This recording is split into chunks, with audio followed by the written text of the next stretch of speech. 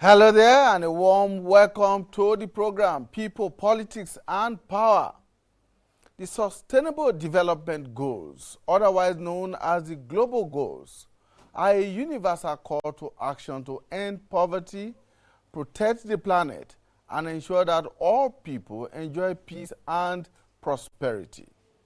The 17 goals include areas such as climate change, economic inequality, innovation, sustainable consumption, peace and justice, among other priorities. The goals are interconnected. The key to success on one involves tackling issues more commonly associated with another. The SDGs, which began 4 years ago, have their progress tracked and monitored every year. In July, the United Nations Department of Economic and Social Affairs released the Sustainable Development Goals Report 2019, which finds progress in a number of areas, but stresses that monumental challenges are making progress slow and uneven. When this report was released weeks back, on this program, we took a global view at the report's conclusions that a much deeper, faster, and more ambitious response is needed to unleash the economic and social transformation necessary to achieve the SDGs. On People, Politics and Power today, we will be reviewing the Sustainable Development Report prepared by independent experts at the Sustainable Development Solutions Network and narrowing it down to Nigeria. The report framed the implementation of the Sustainable Development Goals in terms of 6 broad areas and each country's distance to the SDG targets. The Sustainable Development Report 2019 generates 7 major findings. They include high-level political commitment to the SDGs is falling short of historic promises. 2, the interdependence across the SDGs can be operationalized by well-defined parts of government in collaboration with civil society, business, and other stakeholders. 3, trends on climate and biodiversity are alarming. 4, sustainable land use and healthy diets require integrated agriculture, climate and health policy interventions. Land use and food production are not meeting people's needs.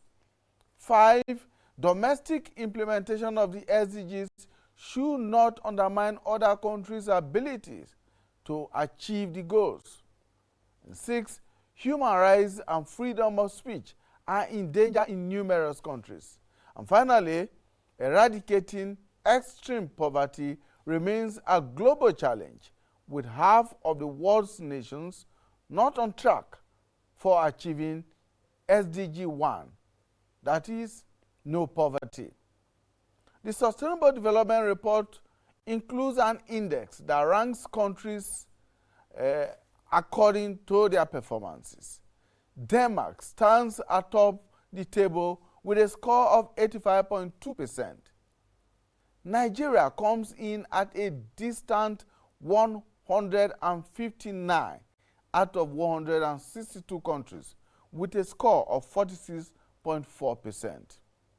A further breakdown of the statistics shows that Nigeria is only doing well in climate action, doing badly in poverty reduction, stagnating on 10 goals, moderately improving on 2 others, and have no information readily available to track 3 goals, namely decent work and economic growth, reduce inequalities, responsible consumption and production.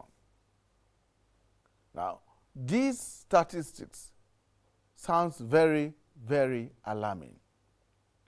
Where is Nigeria going with its own contribution to attaining the SDGs. Now we have guest analysts in the studio to look at Nigeria's dismal performance and hopefully chart a way forward. We will meet our guests after the news update. The Nigerian Army says it will continue to enhance and develop the capacity of its personnel in the area of entrepreneurship in order to fully prepare them for life after service. The Chief of Staff, Lieutenant General Tukur Buratai, who stated this at the end of the 2019 Regimental Sergeant Majors Convention in Kaduna, said developing the entrepreneurial abilities of personnel will greatly impact on their lives in their post-service years. Take a listen. As RSMs who have served nothing less than 30 years in service, which means the other side of the divide is very close. And based on the importance which the Chief of Army Staff attached to our post-service life, a whole day was dedicated in the program, and I'm sure the RSM will also transfer the knowledge they have gained here to those coming behind them. Let us see changes and improvement in the way you administer your responsibilities, functions, and roles in your units and formations. So we expect them, which we've already agreed with them actually, that they will begin to make plans in the direction of what their strengths are and what they can do as entrepreneurs. And if only they change their mindset and confront their fears with the knowledge of entrepreneurship that they gain from here. But the Nigerian government has been asked to review the high number of non-convicted inmates awaiting trial in prisons. Participants at a round-table meeting in Abuja, the Nigerian capital, commended government's policy on the correctional centers. The forum also called on the judiciary to make sure laws are properly implemented for quicker dispensation of justice. We express concern for the fact that Nigeria continues to have many death sentences, despite the proven fact that this is not a deterrent factor for new crimes to be committed, and that, on the contrary, state violence increases rather than decreases the level of violence in society. Prison congestion is a real problem. But how does it come, this prison congestion? And that's the real reason. There are too many people in prison waiting for their trial. We welcome, one, the recent adoption of the bill on prison reform, changing the name of the Nigerian Prison Service to Nigerian Correctional Service, especially where it focuses on human rights, restorative justice, and rehabilitation of the prisoners. I have seen the innocent go to prison. I have seen crime offenders go to prison. In my own opinion, I know that in prison, once you get in, you have one thing, an admission date. What awaits you is a discharging date. I find it very interesting to look at how somebody comes out of prison, not who goes into prison. And an appeal has gone to the Nigerian government to expedite action on the cleanup of process of Ogoni land. The plea was made by a coalition of civil society groups on environmental remediation and sustenance. The coalition described the living conditions of Ogoni land as deplorable and should be treated as a national emergency.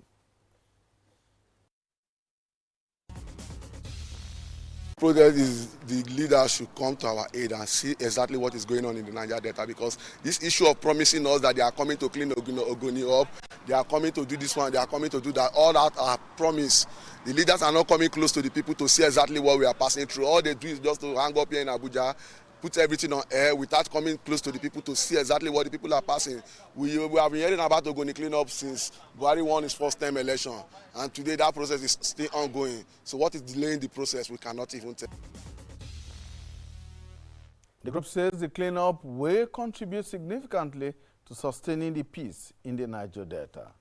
Those are the news headlines for now. We will take a short break, and when we return, we'll meet our guest analysts. The panel is fully constituted, and of course, we will be taking a look at how to achieve the SDGs, the Sustainable Development Goals that were put in place by world leaders at the United Nations 4 years ago. Now, 4 years down the line, the report card does not seem to be very encouraging, especially for African countries and particularly so for Nigeria. Stay with us. And conflicts. We see community action for good governance. They see poverty and want. We see perseverance and the will to go on. They see economic law. We see the ingenuity and creative spirit of our people. We are AIT News, fresh, authentic views of Africa. How would you rather see the world? AIT News, all sides, all the time.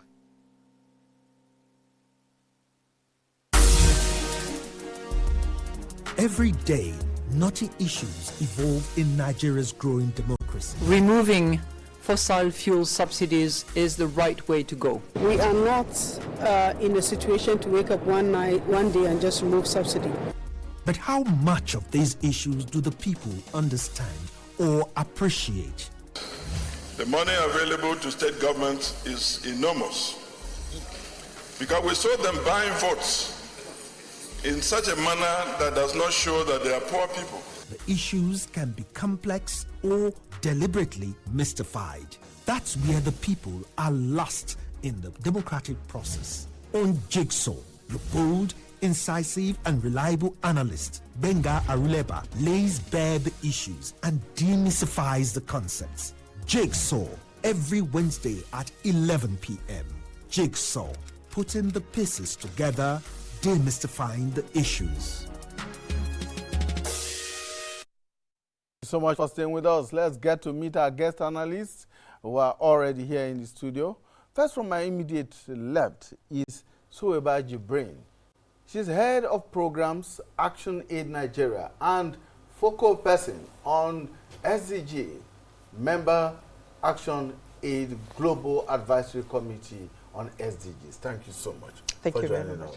Thank you. Also joining us is Tracy Okoro. Tracy is the head of programs, Dean Moore Initiative. And she's also communications lead for SDG Story Group. Thank you so much, Tracy, for joining us. We're also joined by Mimshak Obioha. He's the executive director of Ventures Platform Foundation. Mimshak, thank you so much. Thank you for joining us. Thank you. And we will also be joined via Skype by Ebenezar Wikina, is the project coordinator, Niger Delta Link. Thank you so much, Ebenezar, for joining us on the program. Thank you. Thank you. How is the Niger Delta today? Niger Delta is still not as big as we want to be.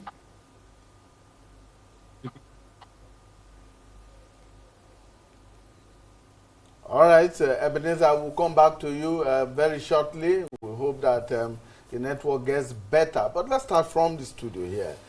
Ladies and gentlemen, the SDGs, 13 goals that were set out 4 years ago. 17 17 goals that were set out 4 years ago. 4 years down the line, what would be your assessment of how well the world, and especially so, the developing countries of the world have dealt with these SDGs? Madam Jibrin.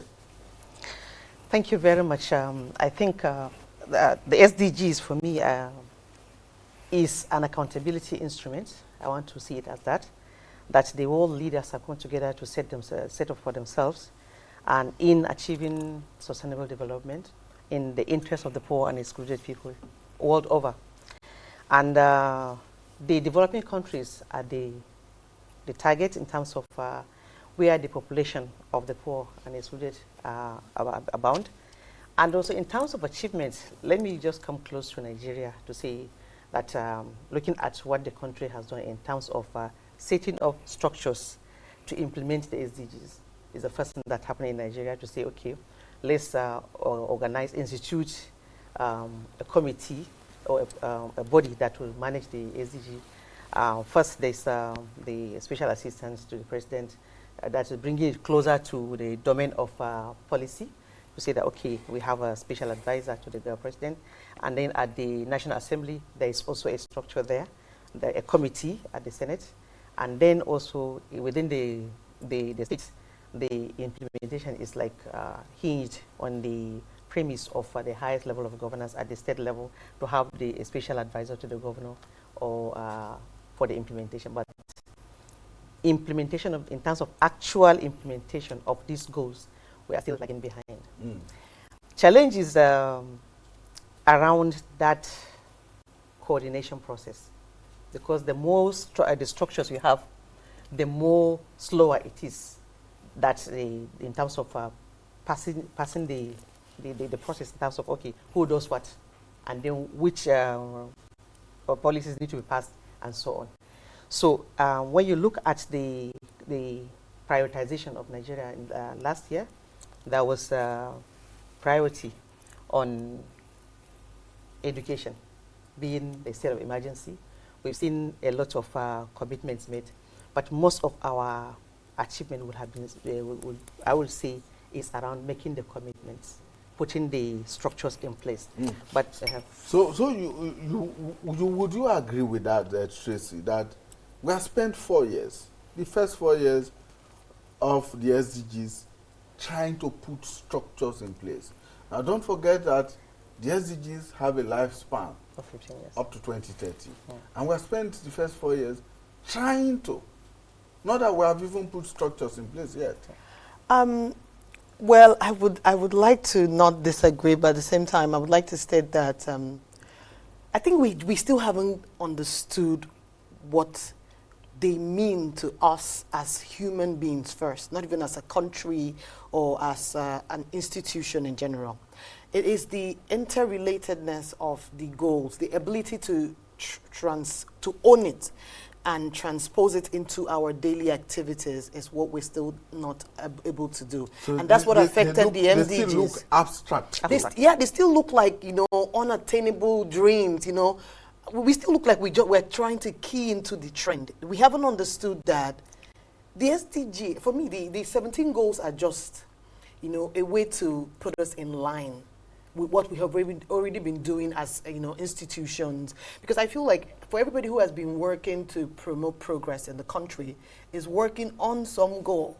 So the 17 goals are not just totally alien to us. They're just trying to say we want to have a streamlined structure, a formation to be able to hold you accountable, just like IGSA, to hold countries accountable to making sure that they can equate, they can have quality life for their citizens, to be able to say, okay, this is what we have done, this is what we've put in place, and then they can measure. And one of the things I do not agree with is the data. I don't believe that we're number 152. 159. 59. I out don't of believe 162. Why I say I don't believe that? In terms of compliance. Yes, I don't believe that because we don't have the amount of data that is required to be able to measure down to that kind of number. Because there are a lot of people, not even government, a lot of individuals, a lot of organizations who have been complying, who have been doing some work, around various sectors concerning these goals that have gone unnoticed. It is ability for all of us to come together to galvanize these local actions, mobilizing of all these local actions, and being able to collect data enough to send it back to ISDN, that they can now judge it. Because right now, we have a poor structure of data collection. Exactly. So if we do not have data, by what can we then measure ourselves or be measured? That is the question right now. That is the question. We're not even, I feel like we are in the game in the fact that a lot of organizations, a lot of younger people have come to understand the SDGs, and they're trying to proliferate activities in making sure that people know it and then actions are there. But the institutions that can amplify the voices and actions of these people and collate these numbers are not doing it. Mishak, if you recall very clearly, it took quite a while for the UN as a body and global leaders to in fact come to 17 goals. It was a lot much more than that, and it took quite a lot of negotiation to arrive at the final 17 goals. Yeah. Now, having done that, has the UN or indeed individual governments done enough to try to internalize those 17 goals, to get, like Tracy said, to get the ordinary people to understand these goals and what they are meant to achieve? Yeah. First of all, thank you so much for having me on this panel. It's quite an interesting conversation. Just listening to my other panelists, some of the things I've had written down here is structure, action, and results. And these three things are very, very different. A lot of times, when the way the government responds to new things is to put structures. And amazingly, structures can take forever to get put. So you're saying we're setting up SAs, SSAs, PAs, PSAs, new ministries, and all of that. And then those people start taking action. But then the question is, are those actions ending in the right results? Because if we don't start with the end in mind, then we can be on a marathon running towards Kaduna when we should be heading to Lagos. Now, when the SDGs were created, I remember there were lots of conversations within the UN around getting youth involvement. And I was in part of a couple of different sessions, both locally and internationally, trying to get more young people involved, because they said they made a mistake with the MDGs, where it was just with the governments trying to implement, and then the grassroots were not carried along. What I think is missing from all of this is, even though the government has great intentions, is that the government is not taking the everyday Nigerian citizen along. Because the SDGs is not a government goal. It's a global goal. So everybody needs to understand what these goals are and know the parts that they have to play in the achievement of these goals. These goals are large, these are laudable, but they are quite ambitious. And I think that it's not going to take any one person or any one government to achieve those goals, but every one of us needs to contribute to making those goals possible. And that's what's missing.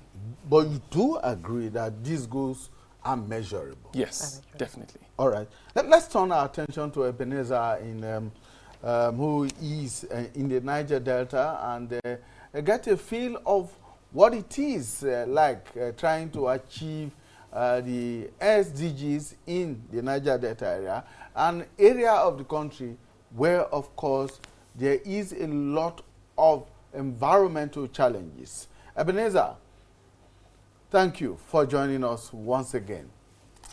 Give us a feel. Give us a feel of what it is like. What is there an understanding of what the SDGs are in your part of Nigeria?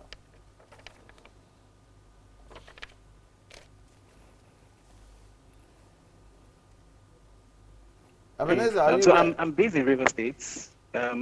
Yes, I am. Can you hear me? Yes, please go ahead.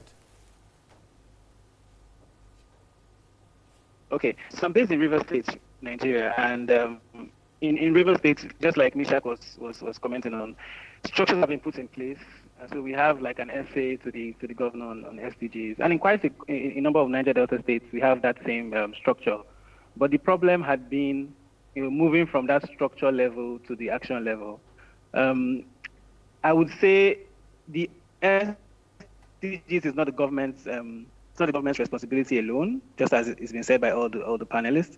But most importantly, I believe that what needs to be done at this point, is making sure that there is a chance for everyone who is working on a particular activity. Because, whether we like it or not, every NGO, every organization who is working currently on various issues is contributing to the SDGs one way or the other. The only challenge we have is, finding a way to track the activities that they're doing and making sure that the activities that are streamlined in a way that contributes directly, to the targets and the various points that have been listed out for the SDG. So I would say what we need to do now is to find a way to rally everyone together. So the states have a role to play in aligning the federal government. So states in the Niger Delta who have SDGs essays or SDG offices or SDG focal persons have a huge role to play in aligning, with the federal office. quite a number of states. I mean, I worked in 2017 in the River State SDGs office, and quite a number of states have not been able to access, matching grants and other, grant schemes that can help them carry out projects or fund projects, in their respective states. So that seems to be the challenge in the Niger Delta region. Awareness, I would say, is a bit high in urban areas. In rural areas, they kind of like confuse the SDGs and the MDGs. They feel like they are similar. So piece of rice, or build a hospital here, or just come and give us something. So I'll say a lot more work needs to be done in raising awareness in the rural areas, and then also there needs to be alignment within the state government, within the Niger Delta, and across the country, with the federal efforts being carried out. All right, Ebenezar, based on what you have just said now, what exactly will be the difference between the MDGs and the SDGs for the understanding of the ordinary Nigerian who is out there watching and listening to you? Okay, so just like Mishak said it simply. So the MDGs, the Millennium Development Goals, was given a top-to-bottom approach. So the top-to-bottom approach refers to having governments and the high-level stakeholders carrying out most of the activities and doing all of the work, and then informing the grassroots of what is happening. But the SDGs, the Sustainable Development Goals, uses the bottom-to-top approach, which has to do with the grassroots, doing the effort, making everything happen, and then working with the high-level people, whether to access funding or resources that can make their work better, and then achieving it together. So there's togetherness with the SDGs, there's collaboration, there's partnership, a lot more than just the top-to-bottom approach that we saw with the MDGs a few years ago. Now, the 2019 report clearly states that Nigeria has not done very well at all. In fact, it ranks Nigeria 159 out of 162 countries that were measured. That doesn't seem to be very inspiring. Yes, that's very sad. And I believe also, I'm in line also with one of the guests who spoke in the studio who said she doesn't believe that is the correct evaluation. I would say we shot ourselves in the foot a bit by not having enough data. I mean, for a very long time, people who work in the development sector will tell you that data and M&E, monitoring and evaluation, had been a very huge challenge, in development efforts in Nigeria. So what I think the federal office will need to do a lot more is to be like a reservoir for people who are working on various SDG efforts to bring all that data together.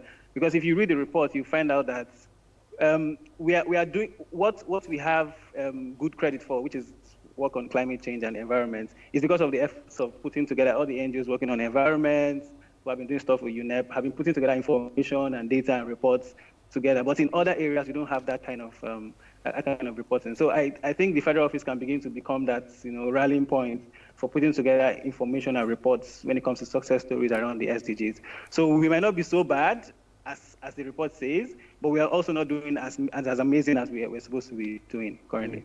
4 years after the SDGs were put in place, Nigeria has been declared the poverty capital of the world. And that's goal 1 of the SDGs. The first one, yeah, terrible. It just tells you that the SDGs, like Hajia mentioned earlier, is a tool to track our efforts, right? But the most important thing is that we actually need to do the work.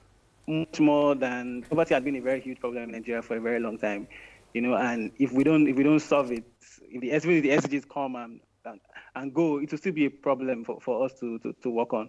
So unemployment, poverty, you talked about one of the issues they had in gathering data when it comes to decent work and economic growth. That also is a problem that we are facing in Niger Delta here during our work trying to set up the Niger Delta Youth Employment Pathways Project, which is funded by Ford Foundation and Pinch Foundation. So data again always comes down to be the problem that we have faced throughout. All right, Ebenezar, thank you so much. Please stay with us. Hopefully we'll be able to get back to you. For now, let's take a short break, and then we'll get back to our guests who are in the studio here. Stay with us. Every day, knotty issues evolve in Nigeria's growing democracy. Removing fossil fuel subsidies is the right way to go. We are not in a situation to wake up one day and just remove subsidy. But how much of these issues do the people understand or appreciate? The money available to state governments is enormous, because we saw them buying votes in such a manner that does not show that they are poor people. The issues can be complex or deliberately mystified. That's where the people are lost in the democratic process. On Jigsaw, the bold, incisive and reliable analyst, Benga Aruleba, lays bare the issues and demystifies the concepts. Jigsaw, every Wednesday at 11 p.m. Jigsaw, putting the pieces together, demystifying the issues. Thank you so much for staying with us, People, Politics and Power. And we're looking at the Sustainable Development Goals, SDGs, put in place 4 years ago by what leaders had on the platform of the United Nations. And 17 goals, all aimed at uplifting humanity from poverty, want, and, of course, delivering on the dividends of good life. Haja, you listened carefully to Ebenezar way back in Port Harcourt. And some of the issues he raised seem to tally with 1 or 2 points that have been raised there. But what would be your general response to his assertions there? Because these, like you, these are people who are working at the grassroots.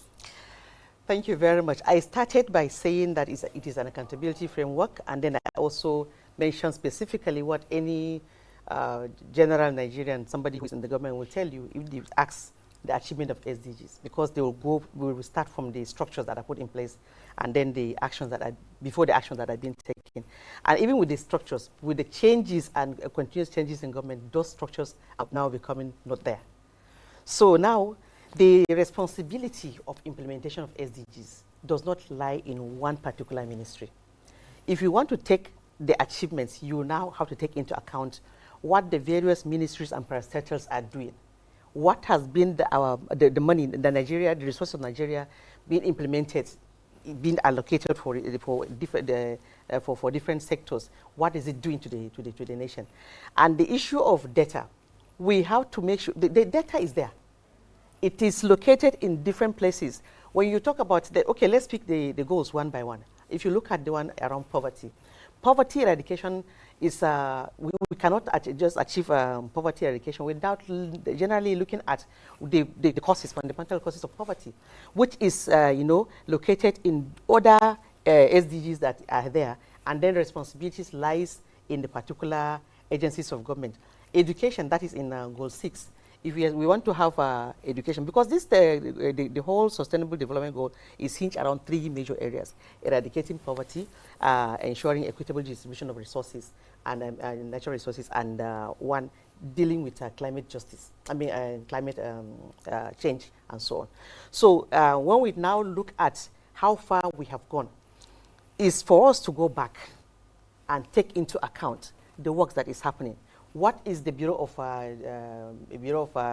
Statistics doing in Nigeria? And then what is the coordination? NGOs are doing work on SDGs. The government is working. So now, why are we projectizing the SDG? This is not supposed to be projectized. It's supposed to be taking into account those other salient points that are left behind during the MDGs, like gender, talking about inequality, and then talking about the leave no one behind. And then, so making the work of government gender responsive, that is a gender responsive public service, and then including other people in the existing work that the ministries are doing is the one way to achieve the SDGs. And then, yes, the people in the grassroots need to be informed to know exactly how to hold government to account. And how are they going to hold government to account? They are not going to be looking at the climate, the jargons in the SDG document. They are going to be looking at how projects or government program is implemented in their communities. And how it's impacting how on them. How it's impacting on their lives Yeah. day to day. So that's why in Action Aid, we develop what is called the 6 steps methodology, starting with accountability cells at community level. What programs of government is reaching you? To the poor woman in the community, my grandmother, You not ask about what SDG is. It's about what is impacting our life, how is our life changing. And then begin to ask which government agency is responsible for doing what, and how are these people performing or failing. And then so people need to hold government, the duty bearers account, because the budget that is going into the federal government. And I'm sorry to say, most of even the challenges and attack we are doing, most of us are focusing at the federal government. The worst is happening at the state government, because the budgets that are being read on papers does not translate to action at the community level at all. So when you go there, sometimes we find out that there's a duplication. When the National Assemblies fish out for projects and then put together some little amount from the constituency projects money, and then they put together, they now work with the Office of the SDGs at the state level, and then you find out that in one community you have a structure. You'll see health center, you'll see another building, another health center, or you see a water project. Go there and check these things are not functioning, because the human bits that, like this is saying, is not put into it. So the majority of funding is going into some infrastructure that are not working for people. And the concentration is much more in those areas, because that is where you get huge contracts that supports political supporters. And then when you come to the implementation, asking people, the indicators, 169 indicators, if I'm not mistaken, targets, where are we? Which state is taking what? How are we, managing ourselves? Like I'm talking about the 6-step methodology for Action Aid. When we now work with pulling together all the CSOs in the states and at the national level, say, okay, how is government implementing the SDGs? Because it's a commitment by the states. Ours as civil society is to push for that implementation, raising the voice of the poor and excluded. And then, but the people who are going to do the measuring are the people in the grassroots. Unfortunately, when it is time for us to say how far have we gone, the people, the particular agency that is supposed to help in generating this data, Bureau of Statistics, or the UNICEF, or the political instruments that are approved by government. By the time you go to that, those other data are missing. So if we ask ourselves, to what extent would the kind of information that we have, data we generate from the communities, from my organization, from her organization, from his organization, to what extent would they constitute formidable response to improvement of data in Nigeria, to say this is what Nigeria is doing? So data coordination is a challenge. Is that it is? All right, Misha, yes. I really wanted to just say something and really stress this, because every time the SDGs is being spoken of, everybody keeps talking about government and then CSOs or NGOs, and that's where it ends. But people have forgotten a huge machinery called the private sector. Yeah, businesses. Yes, businesses. And let me explain that's why. That's pointed out in this report. So there is no synergy, as it seems, exactly, between or amongst all these critical stakeholders. Exactly. And this is why this is really important is the sustainable development goals. Every time we talk about this, people forget the first word, sustainable. Sustainable. And I'll tell you why this is super important. Like, so in part of the work that I've done, I've gone to various rural communities across the country, and you will see boreholes that have been dug during MDG. So you see this MDG water something project. You will see this CSO came and did this borehole. But what happens is that the borehole is now neglected because the people have no means to constantly service that borehole. So what happens is a ton of projects that are being funded by either the government, by international organizations, but then are abandoned on the long run. And the reason is there's no sustainability behind those projects. So at the end of the day, like I said, it's not really about the action. It's about the results. Because people can end up doing a whole lot more again with the SDGs, but then get abandoned on the long term. It's not a case of building schools. It's not a case of building roads. It's not a case of building more boreholes. It's not a case of giving grants. It's that if all of these actions are not sustainable, then the progress that we might have achieved in that time frame will not continue. And that's the reason why Nigeria didn't just suddenly emerge the poverty capital of the world. There was a brewing problem that just kept getting bigger. And the more we pour money and funding and resources to those problems, it is not the best way to solve them. Because you can actually look based on data to see that some of the world's poorest countries have received the largest amount of aid. and yet they are still poorer than they were 50 years ago. So the question is, what is the real approach? Some of them live on aid. Exactly. So the question is, what is the real approach to actually getting people out of poverty? And what I think is we need to stop focusing on poverty alleviation or poverty reduction, and we need to start focusing on wealth creation. Now, these two things are very different, and I'll explain to you how different they are. When you keep thinking and obsess about poverty alleviation or poverty reduction, the kinds of projects that you will create will be things like free schooling, free education. You'll create things like grants to farmers. You create things like rural electrification projects or borehole projects without thinking about the intrinsic ability of the community to sustain it. If you think about poverty, if you think about wealth creation, what you'll be thinking about instead will be, how do I improve the capacity of people to produce? How do I improve the capacity of people to create wealth for themselves, for their households, and thereby owning their own development? One of the things that I ran a project just to pilot some of these ideologies, to say, in a community, instead of giving them 200,000 naira to dig a borehole, how about if I trained the women in that community to build a business and give them the money to run that business? What if instead of taking all these millions and millions of dollars to do all these free projects that don't have any means to be sustained, because the day the funding ends, that project ends. Yes. But if we took that money and we supported entrepreneurs that were thinking creatively about how to solve those problems sustainably. So is it possible to have a borehole in a community where the community members pay a fee, a small menial fee, to access drinking water on a weekly, on a monthly, on an annual basis? And that fee actually goes back into sustaining the borehole and then creating a productive business model for the person managing the borehole. Do we think that these communities will not have boreholes today? They will. The rural electrification projects of the country have communities that will not have electricity in the next 20 years. But these communities are constantly running on generators. My village, for the past 8 years, hasn't had power supply. However, there are shops, there are businesses, there are households constantly running on fuel. Are you telling me that if there was a means to have sustainable energy generation in that community, that the community will not have enough funding to pay? They will. So what I've realized is, people want to pay for development. Okay. But as long as we keep making it about aid, then we will never build viable, sustainable structures around development. Yes. So, Tracy, let me come to you. Now, Mshak has taken us to the path of the suggestions as to how things can be improved. I want you to follow along that path. Taking into cognizance the fact that that report, this 2019 report, talked about the fact that the high level of political commitment has fallen completely short. Okay, so there are 4 things that I wrote out here that I wanted to actually talk about, and it's like he reread my mind because I was going to toe that same line.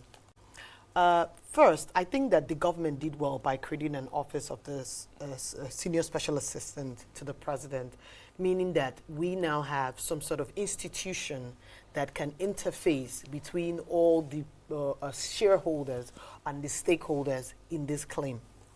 Now, just like he said, whenever we say sustainable development, we're talking government, we're talking, people. But I feel like the people are, the highest office in the land is the citizen. The people are the power holders. The people are the ones who have more roles to play.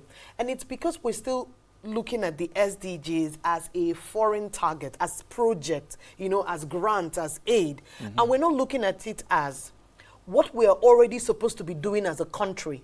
We're just trying to make targets for you to achieve it. We're not owning it. We're not owning it. So, for example, like he said, Nigeria has the highest level of open defecation right now.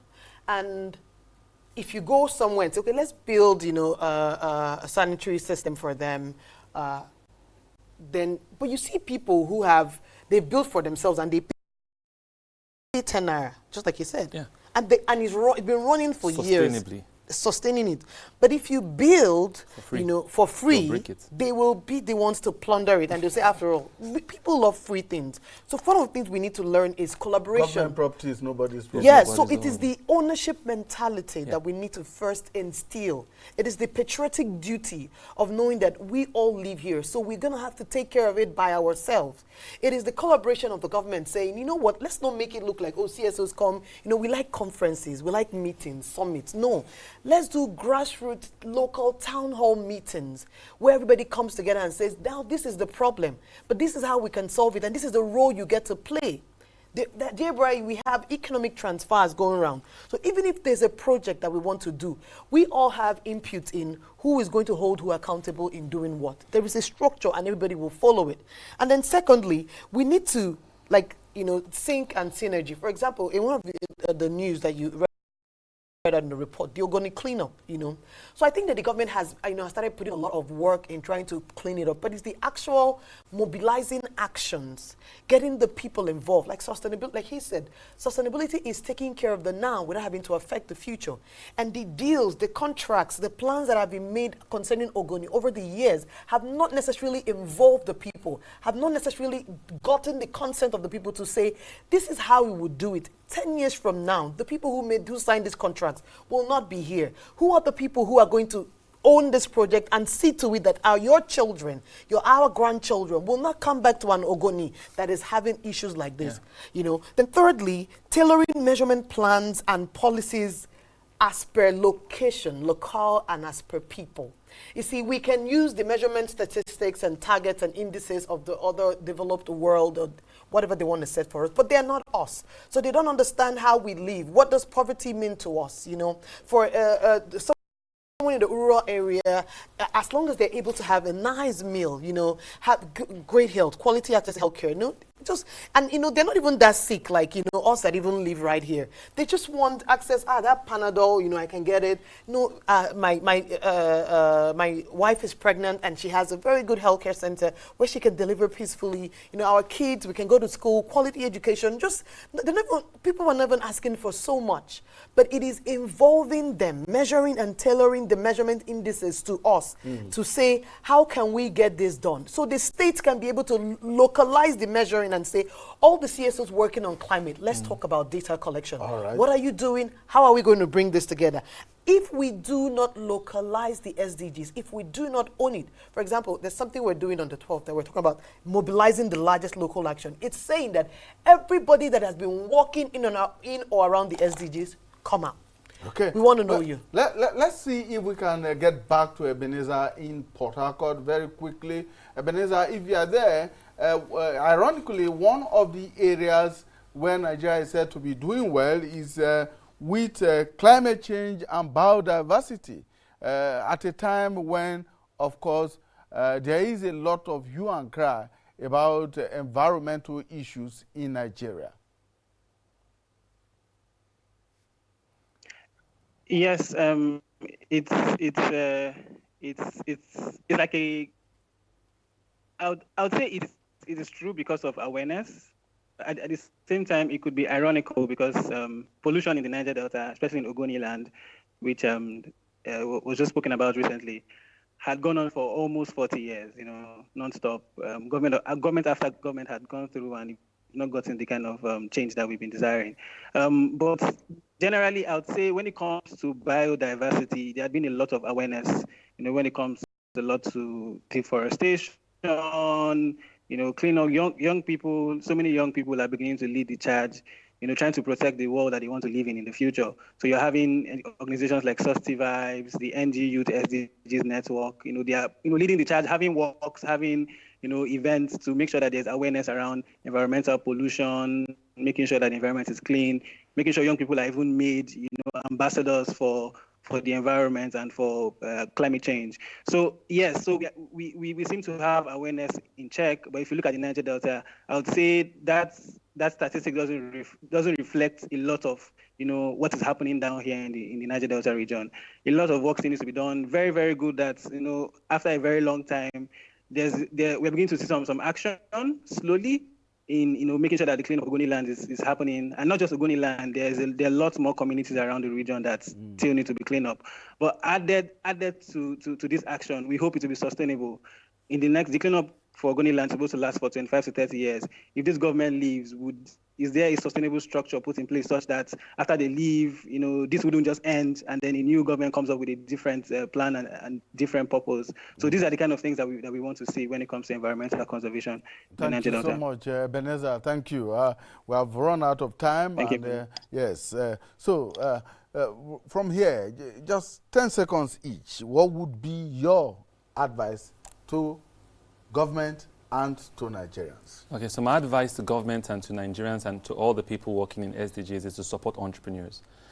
Entrepreneurs are solving these problems already and they're solving them sustainably. Okay, and if we can put more money into the hands of entrepreneurs, they can actually create the jobs that we're looking for, they can create the wealth we're looking for, and we can achieve those goals faster. So for me, I think more policy actions from the government. We need to put word to paper, we need to sign contract, and we need to hold ourselves accountable to implementing these goals. Ajay? Voluntary national reforms should no longer be voluntary. There should be an accountability process and government should be held accountable. And this power of holding government accountable is in the hands of the people who understand that government have signed and have made commitments to improve the lives, quality of lives. And I just wanted to come back to Ebenezar small. The issue of people, the youth in that place need to hold. We have 3 serious ministries: NDDC, Ministry of Niger Delta, and the state government. What is the budget of this particular, these areas doing in cleaning of Ogoni land? Okay. So again, we have to make sure that government is accountable for the commitments they have made to people, and we should make sure that they do that. Thank you very much, ladies and gentlemen, and to Ebenezar in Port Harcourt. Thank you so much. Discussing the NDGs is something of a passion to very many people, because our world will be better off with greater commitment from everyone, government, the individual, and organizations that are, of course, involved in this whole process. I must thank my guest, Weba Jubrin is Head of Programs, Action Aid Nigeria, and focal person, SDGs, and is a member, Action Aid Global Advisory Committee on SDGs. Thank you so much for joining us. Tracy Okoro is the Head of Programs, Dean More Initiative, and lead for SDG Story Group. Thank you so much, Tracy, for joining us. Thank you so much. Mimshak Obioha is the Executive Director of Venture Platform Foundation. Thank you for your time. Thank you. And in Port Harcourt, Ebenezar Wikina, Project Coordinator, Niger Data Link. He joined us via Skype. Thank you so much, Ebenezar, for your time. And we look forward to having you again on the program, because we cannot finish discussing the SDGs in one day. Thank you, ladies and gentlemen. That's our program for today. My name is Imoni Amarere. Bye for now.